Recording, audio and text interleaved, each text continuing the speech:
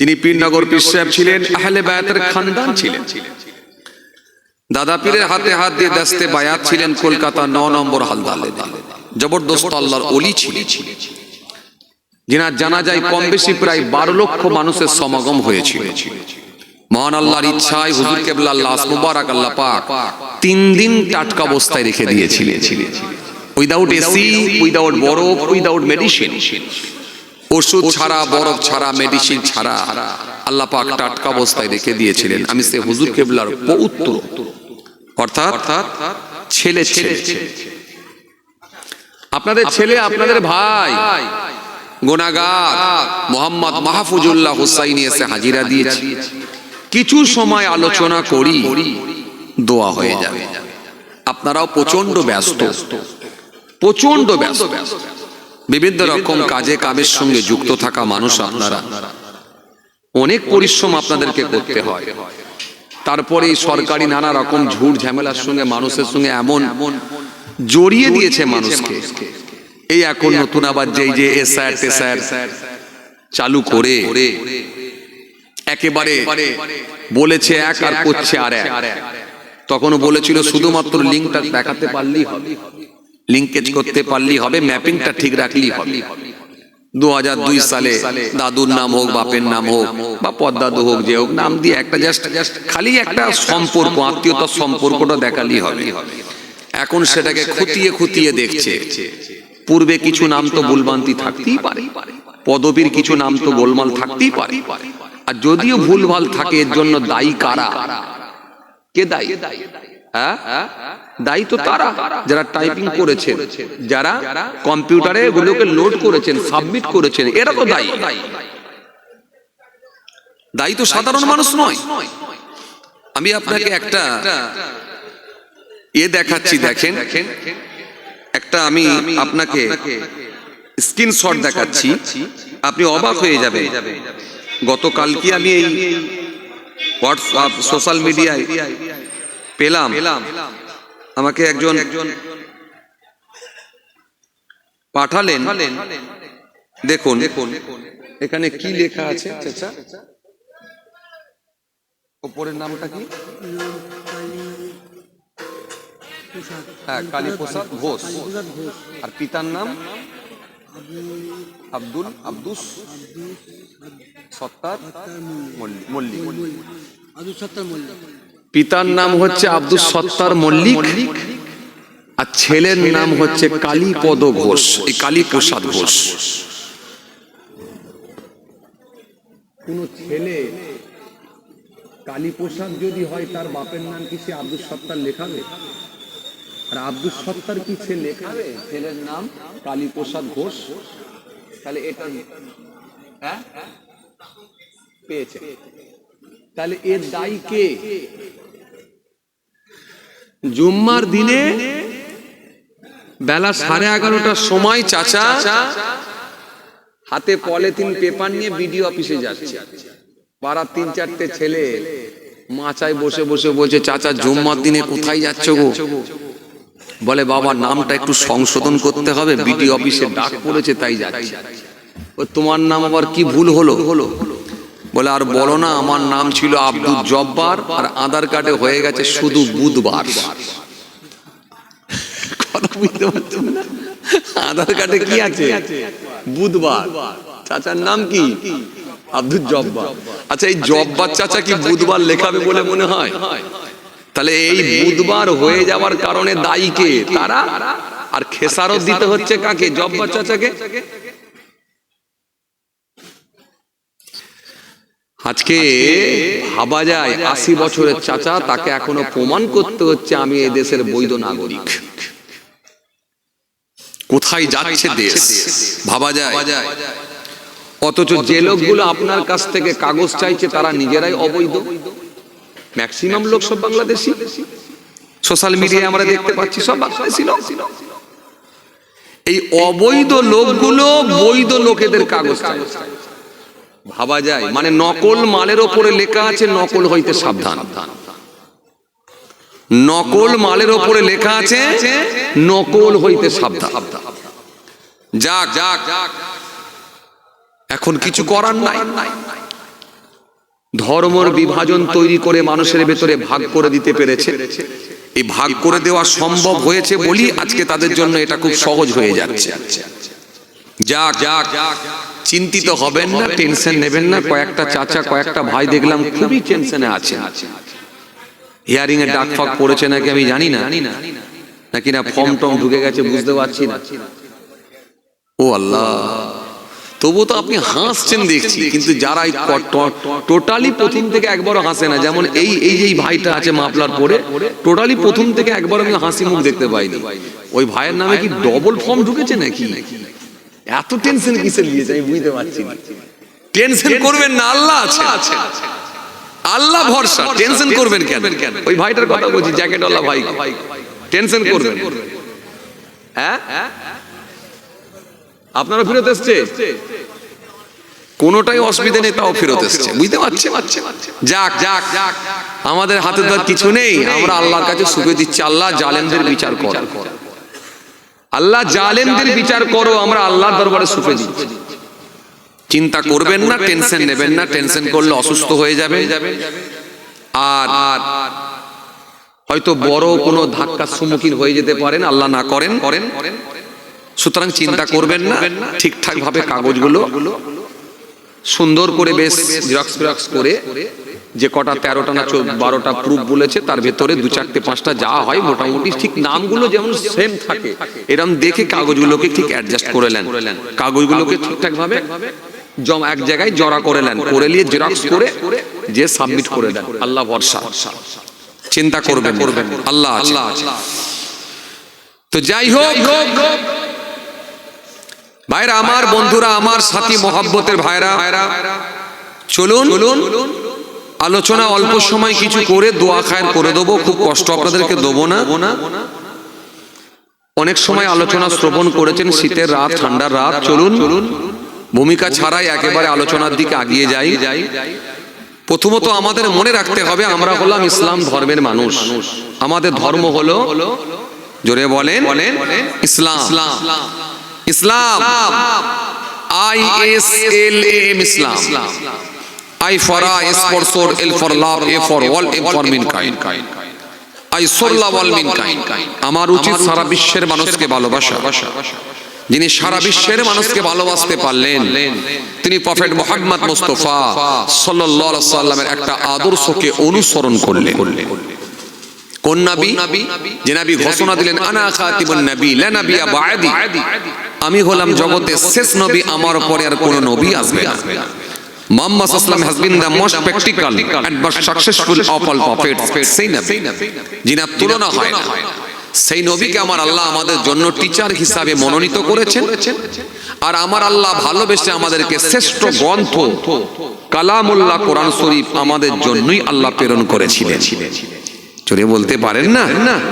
আর ধর্ম হিসাবে আমার আল্লাহ শ্রেষ্ঠ ধর্মটা আল্লাহ আমাদের কি ভালোবেসে দিয়েছেন। সারা পৃথিবীতে কম বেশি প্রায় 4 থেকে 4.5 ধর্ম আছে, 800 থেকে 850 কোটি মানুষের বসবাস, কিন্তু তার ভেতরে শ্রেষ্ঠ ধর্মের মানুষ করে আল্লাহ আমাদের কি পৃথিবীর জমিনে প্রেরণ করেছেন। শ্রেষ্ঠ ধর্মটা আমাদেরকে দিয়েছেন।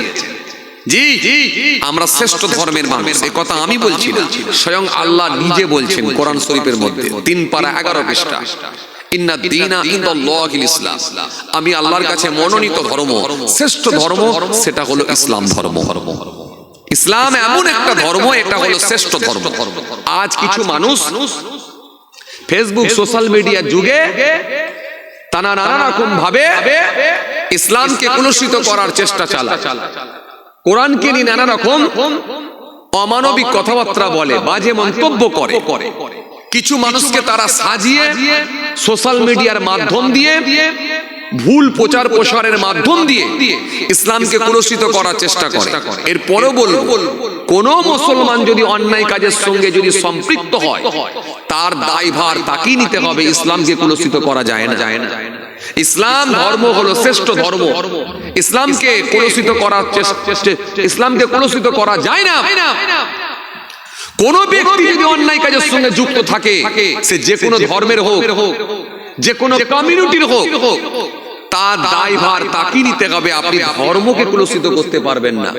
কেন? প্রত্যেকটা ধর্মে বলা হয়েছে মানবতার কথা, প্রত্যেকটা ধর্মে বলা হয়েছে সম্প্রীতির কথা, প্রত্যেকটা ধর্মে বলা হয়েছে ঐক্যের কথা, প্রত্যেকটা ধর্মে বলা হয়েছে আদর্শের কথা, প্রত্যেকটা ধর্মেই বলা হয়েছে মানুষকে ভালোবাসার কথা। সুতরাং প্রত্যেকটা ধর্মে এই শিক্ষা দেওয়া হয়েছে। এজন্য ইসলামকে যারা কলুষিত করার চেষ্টা করে, নিশ্চিতভাবে এটা চরম অন্যায় ছাড়া অন্য কিছু নয়। আসেন অল্প সময় কিছু আলোচনা করি। যদিও এই বিষয় নিয়ে আমি ধারাবাহিক আলোচনা করেছি পূর্বের ক্যাসেটে, বর্তমান সিচুয়েশনের দিকে লক্ষ্য করে সামাজিক কিছু কথাবার্তা তুলে ধরেছি পূর্বের ক্যাসেটে।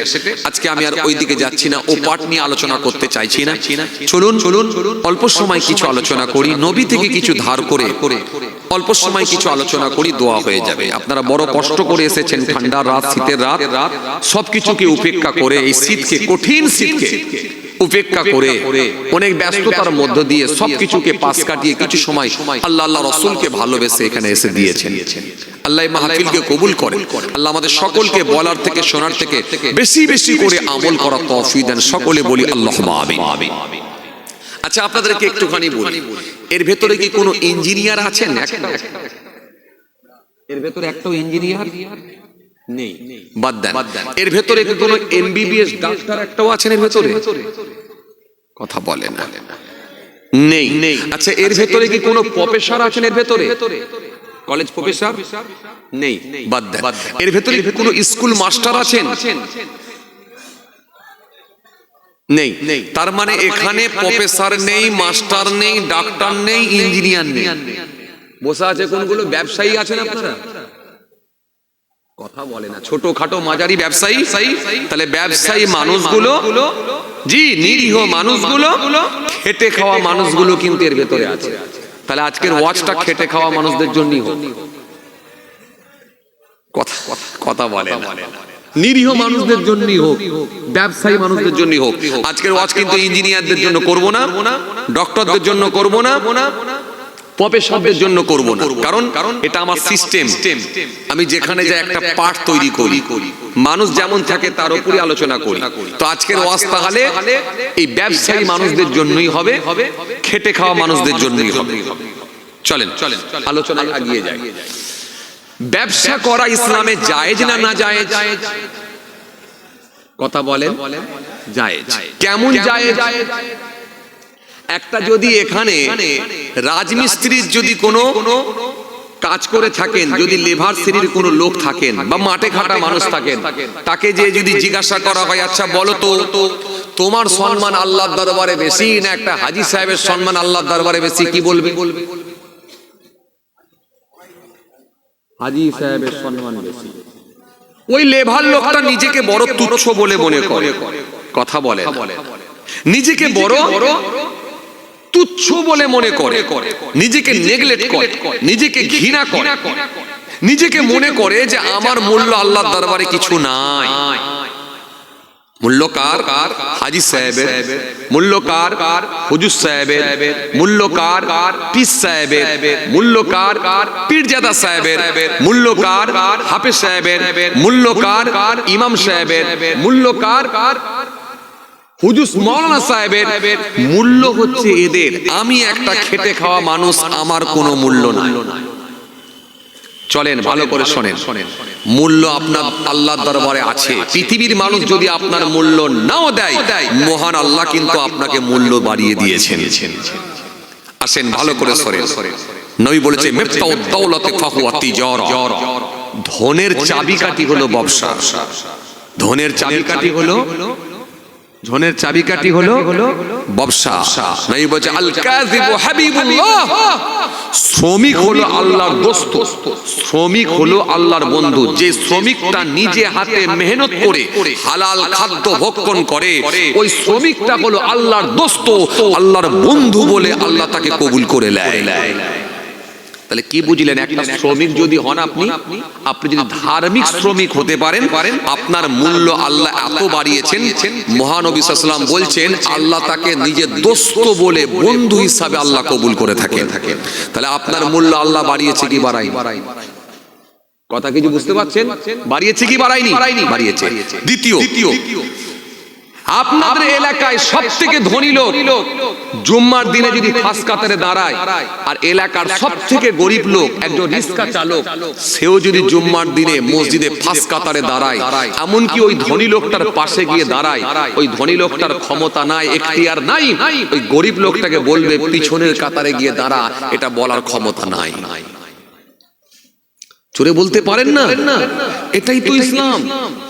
ইসলাম এমন একটা ধর্ম, ইসলামে উঁচু লেভেলের মানুষ নিচু লেভেলের মানুষকে ভাগ করে দেওয়া হয়নি। ইসলামে উঁচু বর্ণের মানুষ নিচু বর্ণের মানুষকে ভাগ করে দেওয়া হয়নি।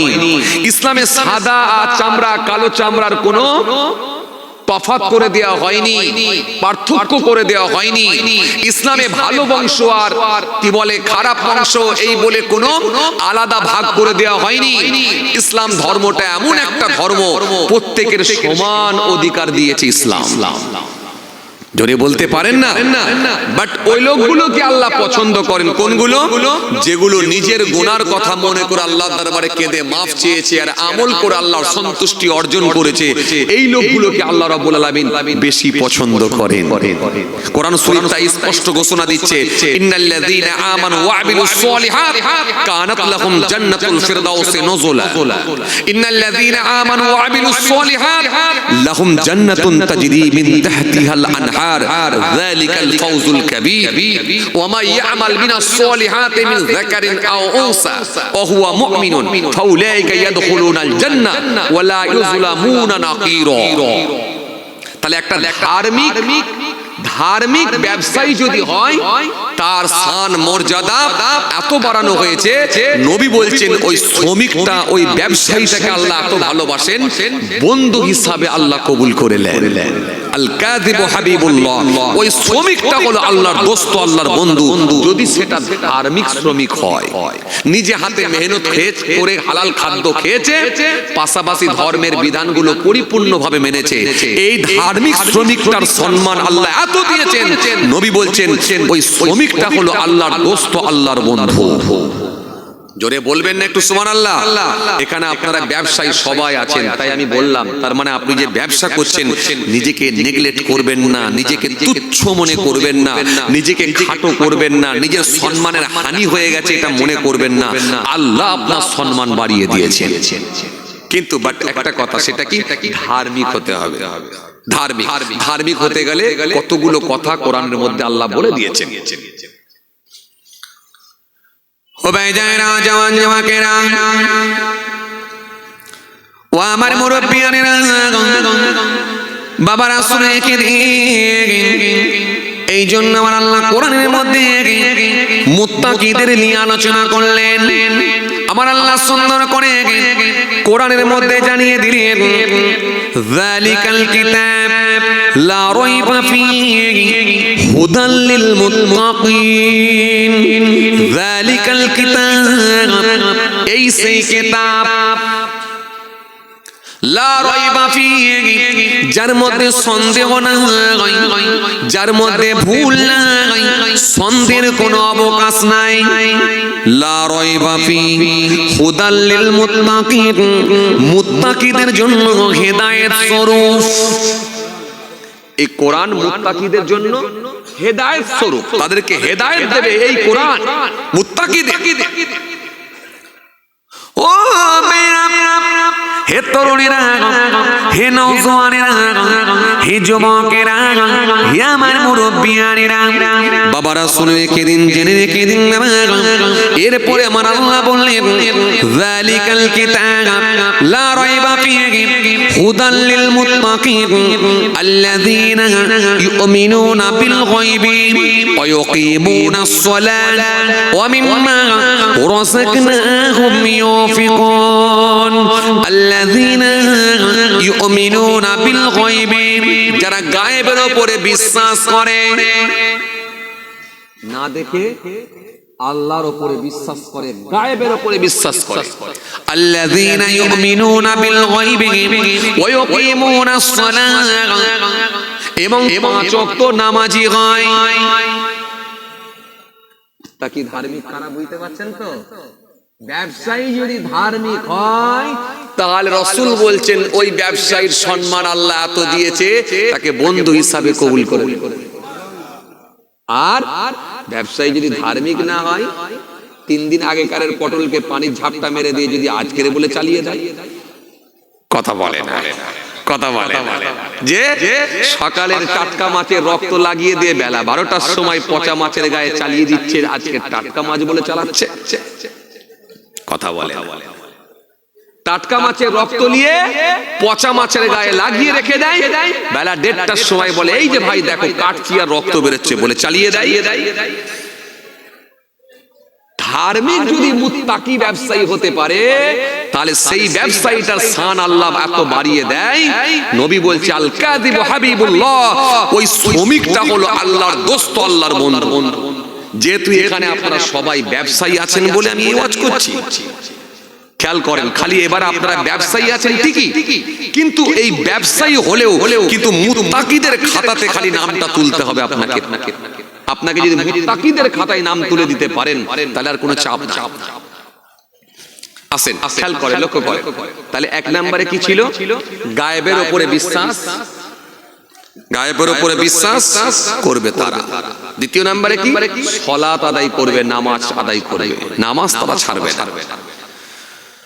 الذين يؤمنون بالغيب ويقيمون الصلاة ومما رزقناهم ينفقون।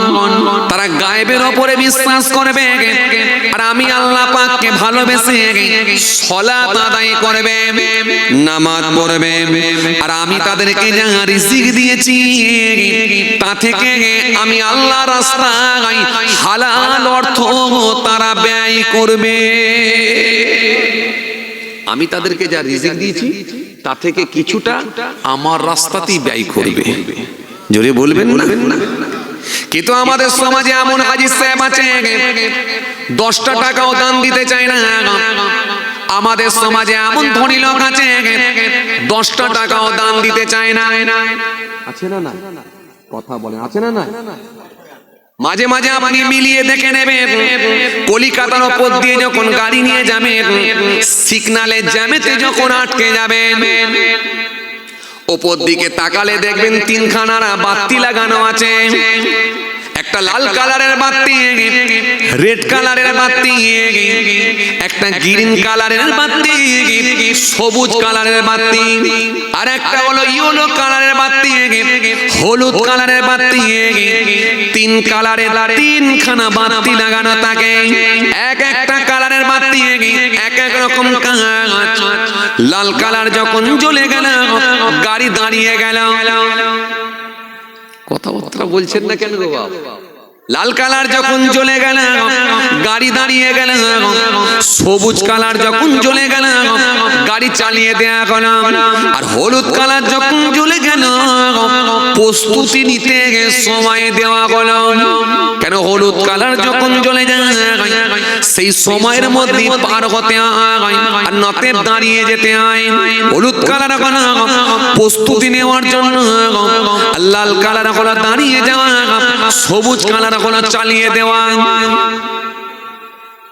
এবারে লাল কালারের বাতি যখন জ্বলে যায়, ওই জ্যামেতে যখন আটকে যায়, জ্যামেতে যখন আটকে যায়, হঠাৎ করে দেখতে পাওয়া যায় গাড়িগুলো যখন জ্যামেতে আটকে আছে, অমনি দেখা যায় কিছু গরিব মানুষ, কিছু অসহায় ব্যক্তি, কিছু ফকির সাহেব, তারা ওই গাড়ির দরজার সামনে গিয়ে, গেটের সামনে গিয়ে, দাঁড়ালার সামনে গিয়ে, কাঁচের সামনে গিয়ে যখন হাতটা পাতে 10টা টাকা আমাকে দাও, অমনি দেখবেন কিছু ধনী লোক আছে ওই গাড়িতে বসে থাকে, যে গাড়ির দামটা হলো 27 লাখ টাকা, ইনোভা গাড়ি।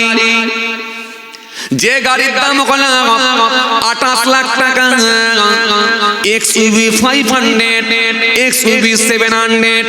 যে গাড়ির দাম হলো 22 লাখ টাকা, টপ মডেল স্করপিও। এই 22 লাখ টাকা দামি গাড়িতে চেপে আছে, কিন্তু একটা ফকির সাহেব যদি হাত বাড়ায় 10টা টাকা দেয় না, কাঁচ তুলে দেয়। এমনও গাড়িওয়ালা আছে না নাই? তার মানে 27 লাখ টাকা দামি গাড়িতে চাপতে পারে, কিন্তু 10টা টাকা গরিবকে দিতে পারে না। মনে রাখবেন, ওই ব্যবসায়ী যত বড় ব্যবসায়ী হোক না কেন, ওর মূল্য কিন্তু আল্লাহর দরবারে নাই। এই জন্য আমার আল্লাহ কোরআনে কারীমের মধ্যে বললেন, আরাআইতাল্লাযী ইউকাযযিবু বিদ্দীন, হে নবী আপনি কি তাদের দেখেছেন যারা কিয়ামত দিবস সম্পর্কে মিথ্যাচার করে?